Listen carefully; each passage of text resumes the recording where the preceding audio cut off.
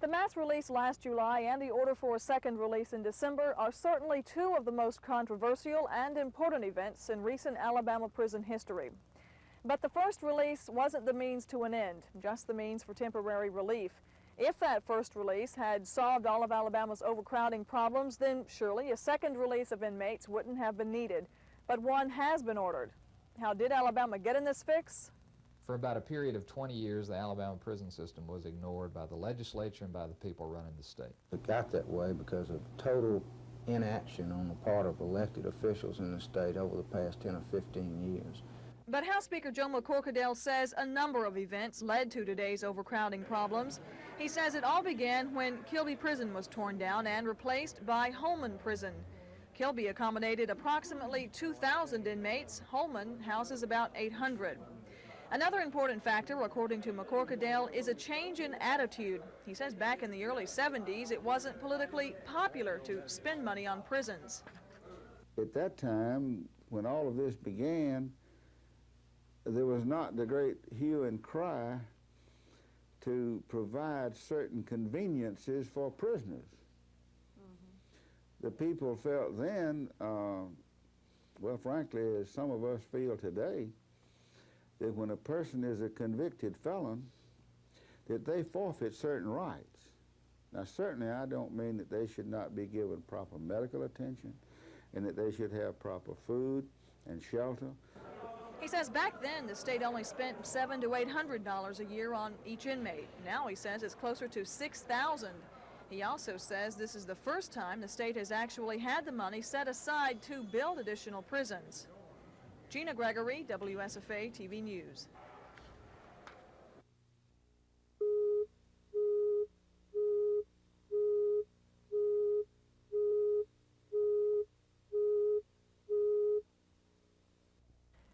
Where we are now is in limbo. There's an order pending for the release of more inmates, but the decision on whether to let more out is in the hands of the appeals court in Atlanta.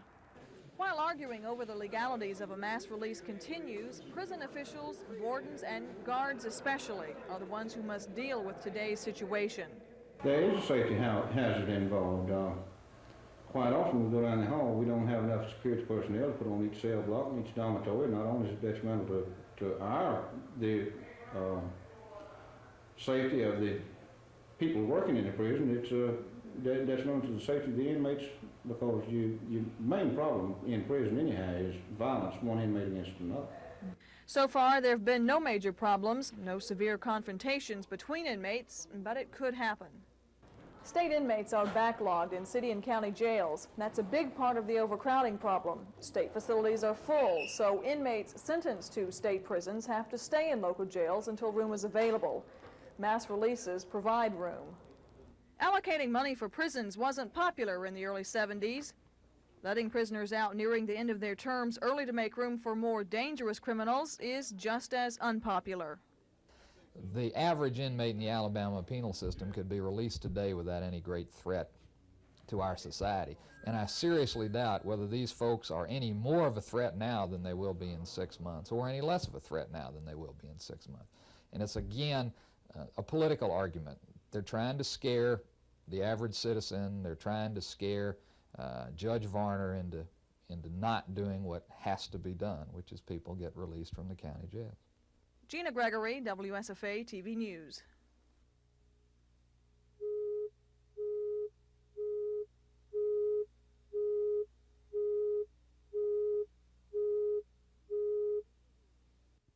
We found people who had committed 7, 8, 15 prior felony convictions. Assault with intent to murder. Murder. And those were the best, they said. Wait and see if we lose and we're kicked out of court and 400 people are put on the street. If you don't believe we're not facing a crisis, an emergency situation, then you're kidding yourself. But as to his little bitty lawsuit that he's playing with, to me it is not what the paper's written on, and if that's the quality of his work in prosecuting dangerous criminals, then that's maybe a reason to inspect his record very close. Graddick opposed the first release. The governor asked all public officials to go along with the move. Graddick appealed for a stay all the way to the U.S. Supreme Court, but lost in the end. The governor now opposes this latest order for a release, and he's been accused of playing politics for what some call an about-face on the issue. No turn around. I hadn't felt any pressure from anybody. There was no pressure like from the Attorney General or the public? Oh, absolutely not. And Gina, you know how much of that pressure I feel without asking that question. The last time we looked very carefully at the inmates, and I thought the move could be made without jeopardizing the safety and without shortening anybody's time of incarceration more than a couple of months. Inmates attorney John Carroll says building new prisons in Jefferson County will help ease the overcrowding problem, but that won't end it. He says the only solution is to let inmates out when they near the end of their sentences. He says Graddick and the governor are wrong in working against the release. And I think they're working against the best interests of the prison system, and I think their motivation is entirely political. I think a political deal was cut between the governor and the attorney general when the last release was ordered and there was this large public outcry. Gina Gregory, WSFA TV News.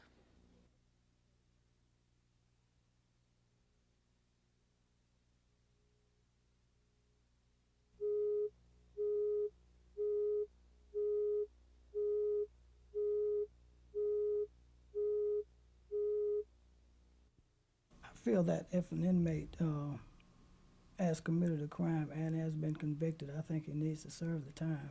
I would like to see some people go. I would like to go, you know. The mass release that they had was a mistake. I mean that those guys wasn't carefully screened. Certainly I know anybody can change, but I don't think this should be up to Judge Varner. I think, and just who it should be up to, I don't know, but I don't think it's right to come along and turn people out of the penitentiary that have committed crimes. Certainly they need to be punished. How much punishment, I don't have any idea. Both Governor James and House Speaker Joe McCorkadell agree the courts are going overboard in their release demands. McCorkadell says he doesn't know what powers a federal judge has, but he says they must be pretty vast because state officials don't know what their limits are. Gina Gregory, WSFA TV News.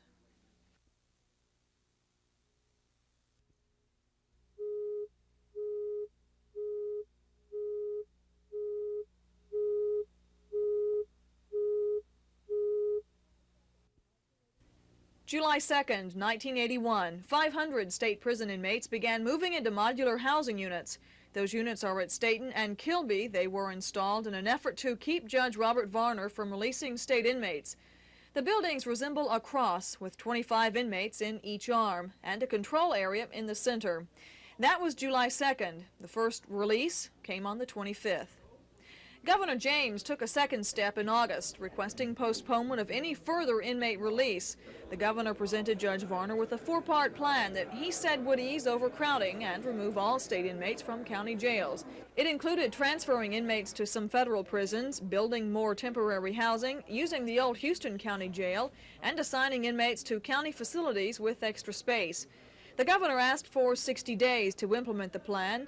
On November 12th, Judge Varner said there were still more than 1,000 state inmates in local jails, and he issued his order for a second mass release. Even with his pending order for a second release, Governor James says he's confident the Court of Appeals will rule in his favor and not allow the inmates to walk free. He says the state has been making progress in solving its overcrowding problems, and when the two new prisons come online in West Jefferson and St. Clair counties, things will be fine. To lock up the dangerous criminal, you got to have a place to lock them up. And so we've been building prisons ever since I've been here. A 1,000 inmate state prison, well under construction in St. Clair County. Another one that's been let in West Jefferson County. Another 1,000 inmate prison scheduled for the Tennessee Valley as soon as we can get into it early next year.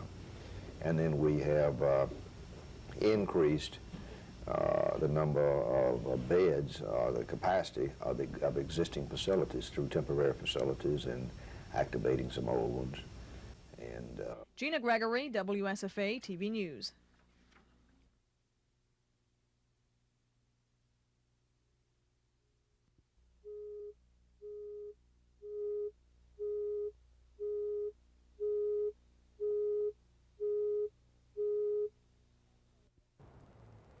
Some state officials predict that when the 2 new prisons come online in Jefferson and St. Clair counties, that the overcrowding problems will automatically be solved. But will they?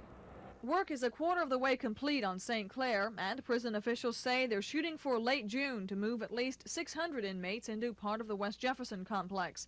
West Jefferson is due to be complete in 1983, St. Clair 1984. No, I don't think this will be the end, but I think this will be the giant step that we need to make, and from what we can understand now, it will be sufficient to house those in the foreseeable future.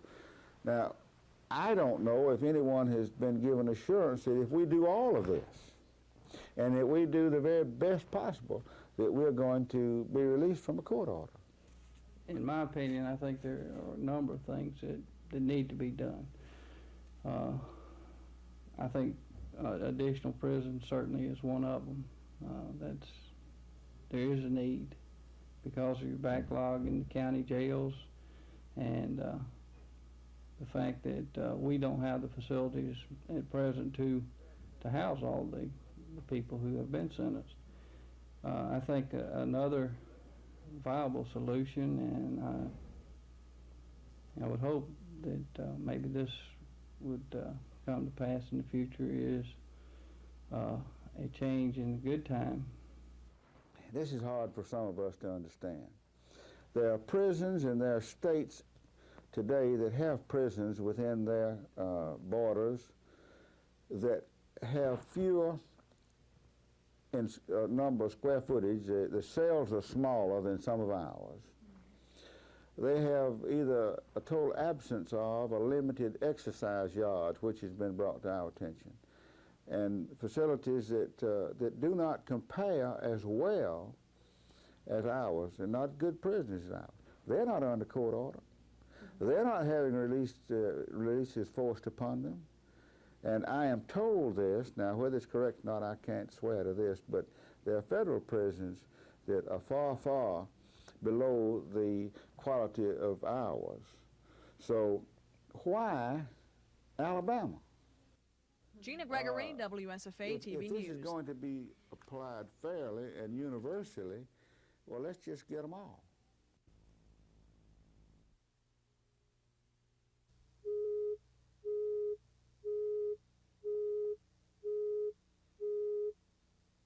We'll be arguing basically the issue of whether or not a federal judge, Judge Varner, has the authority to release state inmates under state sentences confined in state institutions through either a federal habeas corpus action or through what we consider usurping the responsibility and duties of the Pardon and Parole Board.